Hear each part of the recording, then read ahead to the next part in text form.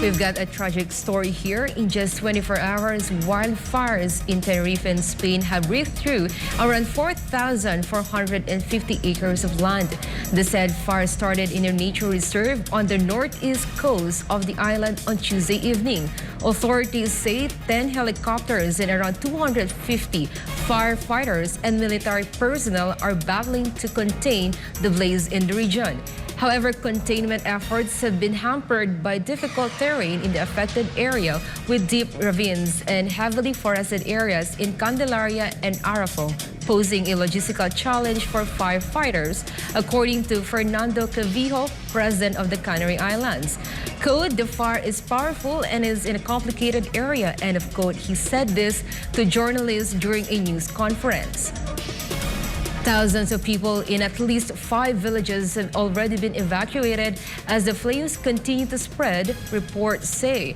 Meanwhile, Rosa Davila, president of the Tenerife Council, called on residents and tourists to stay away from the area to prevent any incidents. She also announced that access to the mountains have been closed while speaking on a local radio station. U.S. President Joe Biden plans to visit Maui next week after receiving waves of backlash for his controversial no-comment remark over the deadly wildfires. Anissa de Guzman has the details. The painstaking search for the victims of the deadly blazes in Maui continues as thousands cope up with their own losses and hundreds more remain missing. The catastrophic wildfires left an unfathomable path of trail and destruction and nearly erased the historic port town of Lahaina from the map. More than 100 people were declared dead as search for both the living and the dead continues. After days of silence, U.S. President Joe Biden finally confirmed that he and First Lady Dr. Jill Biden will visit the Hawaiian island of Maui on Monday, August 21. Biden received waves of criticisms over a controversial remark this past weekend when a White House correspondent asked him about the rising death toll in Hawaii, to which he replied, "No comment," before heading home after spending a couple of hours at a beach in Delaware.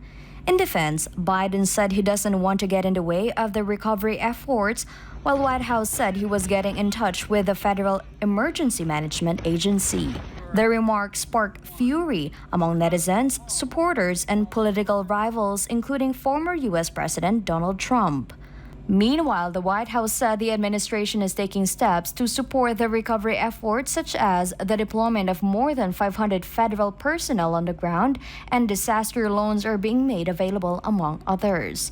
The Biden administration earned another wave of criticisms after announcing a $700 aid for the wildfire victims, but will be sending $200 million in aid to support the war in Ukraine.